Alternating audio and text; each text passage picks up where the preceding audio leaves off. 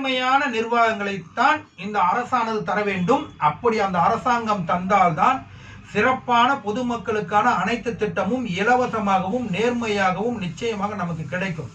ஆனால் இங்கு பணியாற்றக்கூடிய சில அரசு அலுவலர்கள் என்ன செய்கிறார்கள் என்றால், நேர்மையை அவர்கள் ஒரு படி போய் புறந்தள்ளி வைத்து விடுகிறார்கள்.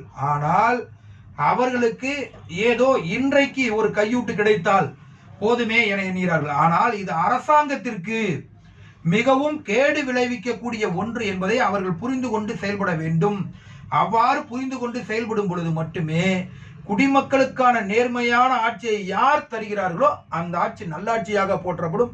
குடிமக்கள் உங்களை தூக்கி கொண்டாடுவார்கள் என்பதை புரிந்து கொண்டு சிறப்பாக செயல்படுங்கள். எனதருமை அரசாங்கத்தினுடைய அலுவலர்களே, அதிகாரிகளே, நீங்கள் அரசு அலுவலர்கள் என்பதை மட்டும்